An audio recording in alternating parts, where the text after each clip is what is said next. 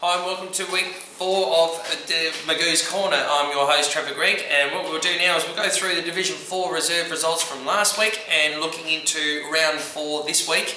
And first up we had Hope Valley versus Hectorville. Now this was a completely one-sided affair. Hope Valley 27-13, 175 to Hectorville 3 points. So not much to go by there for Hectorville, but you got to give the blokes credit for sticking it out. And the best players for Hectorville were Bolo, Jenke, and Richie. So unfortunately for them, it's not something to be extremely proud about. But Hope Valley, Finley 7, Glen with 4, Staunton with 3, and Moran with 3. And there's a multitude of goal scorers there.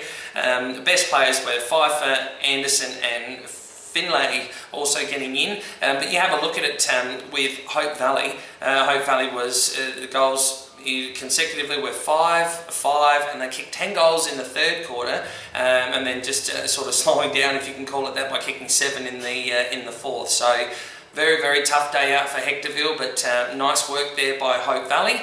The second game we had was Paraka versus Kilburn. Paraka out of Paraka's Oval at Liblon Park. 16-20, 116 to Kilburn's 5-5-35. Now let's put this into a little bit of perspective. I mean, it's quite a considerable margin, but if you have a look at last year, it was a completely different story where you'd be looking at massive losses in their A grade, very hard to fill a side in their B grade, but at least now this year they're being competitive and they're getting a full team out on the park. So you've got to give them some points for that, but well done to Paraka for getting the job done. You would have thought it might have been a different story if they kicked straight, but still a good outcome in the end. So Laslett with 2, Bryant with 2, and Colson kicking in for Kilburn. Their best players were Colson, Laslett, and Tripp.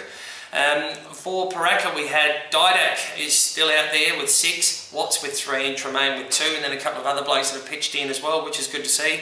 Best players were Nudo, Hutchings, and Rutter also. So with next week we've got the Paraka are taking on North Haven, which will be down at North Haven, which will be a tough ask. So that may be a little bit of momentum for them coming into next week, but good result for Paraka in the end, and hopefully Kilburn can continue on being competitive and still making that competition strong rather than just being put there because of what happened last year. So next game we had Kenilworth versus Glenunga out at St Mary's Park on the big oval. 11-13-79 to Glenunga 9-3-57. So there was one that we did call, but with Kenilworth we had Hoffenmeyer with 5, or A. Hoffenmeyer, and L. Hoffenmeyer with 2, and Johnson pitching in also. Best players for Kenilworth we had Veen, yep, him, Delaware and Hoffmeyer also pitching in, so sorry to Veen Leet if I've got your name wrong, mate, but we had Glenunga, Carvelis with 6, which is not a bad effort in a loss like that one. Prendos and Cicluna also chipping in. Best players was Get Good, Carvelis, Shavin, and Cicluna as well. So it's a little bit closer than what I thought it was going to be, but well done to Kenilworth for getting the job done.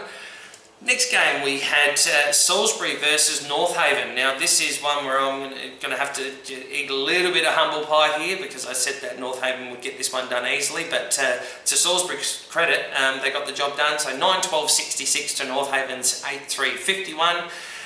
Best goal scorers for Salisbury we had Short with 2, DeCrea with 2, and Dalglish with 2, and a couple of other blokes also pitching in with a couple of apiece. And best players we had Decree, Dalglish, and Zappler also getting in the best players. Goal kickers, Damon McCulloch getting 3 and featuring heavily in the goal scorers each and every week. It's Ty Durden also with 2, and Butler, Khan and Corrie, Nathaniel Khan also being from out of West Croydon last year, if that's the same one in their one. So nice pickup. I think he's better than the reserves competition, but we'll see how we go. And then also you're having Matt Manane coming back to North Haven. So this would be his 3rd or 4th club. So yeah, probably another one that's picking between the Guernseys in the cupboard on a Saturday morning to get ready. And then Ortman, Gill, Britton and Ellis getting in there in the best players as well. So I think North Haven do have a quality outfit, and I do believe that they're going to be extremely competitive in this division and not just be there because they were in the final last year. But yeah, just a little stumbling block last week, but we'll see how we go next week when they take on Parakip. And then we've got the last game of the round, which was Westminster Old Scholars versus Eastern Park at Westminster. So 9-10-64 to 6-7 43. So generally just, I think, a close game, but best players for Westminster, we had Ness. Goal scorers, was Ness with 3, Mills with 2, Rice and Hall chipping in, and their best players was Riccardi, Ryan and Carter.